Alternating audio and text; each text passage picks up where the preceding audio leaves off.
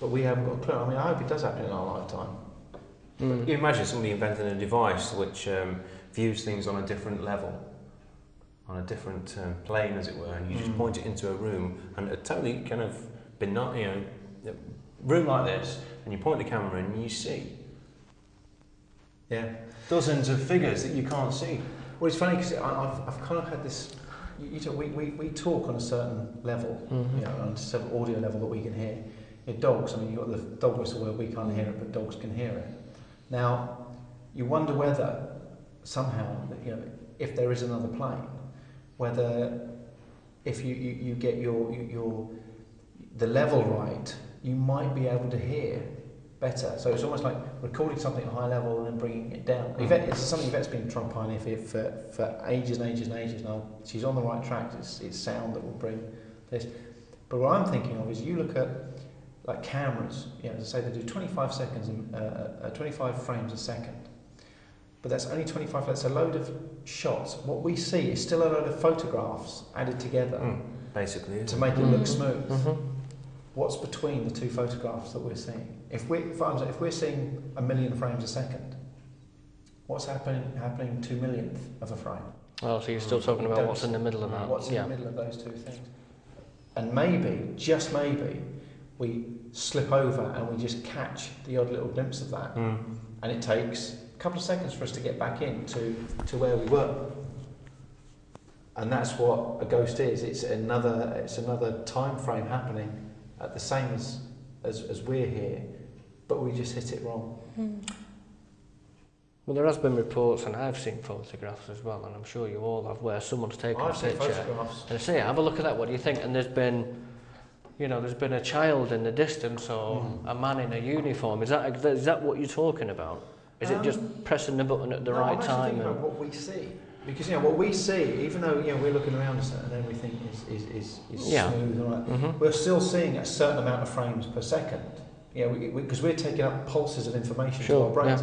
And if that's, for example, 100 images a second or 1 million images a second, I don't know what it is, it's probably a lot more than that, but say 1 million images a second, then 2 millionth of a second could be slotted in between those. Right, okay. Yeah, and just one, it's like deja vu. You've got this. The scientists say deja vu is it can, it's basically one eye. The information coming from one eye to the brain slightly quicker than the other eye. So even though it's a microsecond quicker, not enough for you to see two images, but enough for you to go, I've seen this before. Absolutely. It's only because your brain's already got that information first, a millionth of a second first, and then this one's doing it.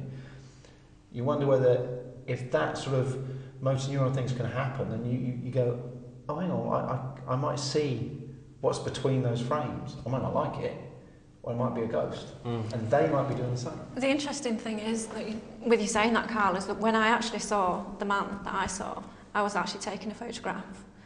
And it was in a pitch black room, and I wasn't really pointing the camera at anything, and I took the photograph, and the flash lit up the room, the corner of the room, and it was in that split second that I saw the man in front of me. It's like a strobe effect, isn't it? Yeah. And also we've tried using strobes as well, actual strobe machines, because I've heard a lot of reports of people actually seeing things when the strobe light's been on as well. So I don't know if that might... because that's, again, looking in between the frames. Yeah. It slows things down, doesn't it? And it's the bizarrest thing, because we're looking at everything as it is, and we're not potentially not looking around it. It's like a light source. I keep on thinking about time travel, and time travel is we see time travel on a daily basis. When you look up into the sky, you see a shooting star that actually happened maybe 1 million years ago, but we're only just seeing it now. So we've actually looked into the past, because that happened 1 million years ago. So if you could enhance light as a travelling purpose, therefore you can go back in time. You have to be able to do it, because that proves the fact that the fact that we're only seeing it 1 million years later, because it's taken 1 million years for that light to get to this Earth. If you could travel faster than that, it'd never get to you, so it would always be there. So therefore you could constantly travel back in time.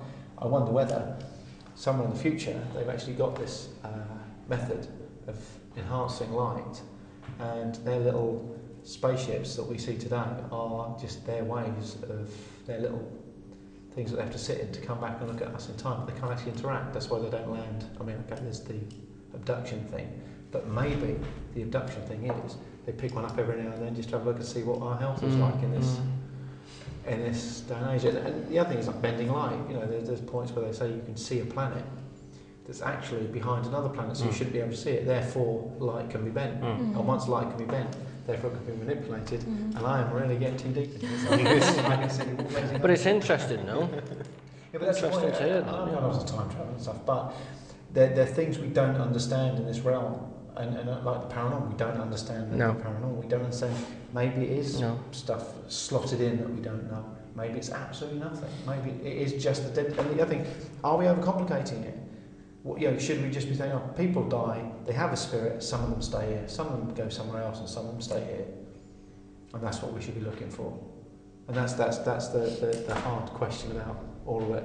So, if you had the opportunity, would you do a time slip experiment, or do you think time slip experiments are a waste of time? No, I'd have a go. I'd try it.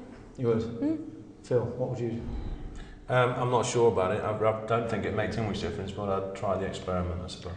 Just to see what happens? Yeah, see what happens. I think because of the conversation we've had, I think it'd be a bit rude not to now, wouldn't it? I mean, if the opportunity came around, let's have a go at it, It'd be a bit rude not to. Absolutely. Let's say goodbye, because we've run out of time again. So, Sarah, Phil and Stuart, thank you very, very much for coming in, and I can't wait to see you guys again. Join us again soon on the next great Unexplained debate.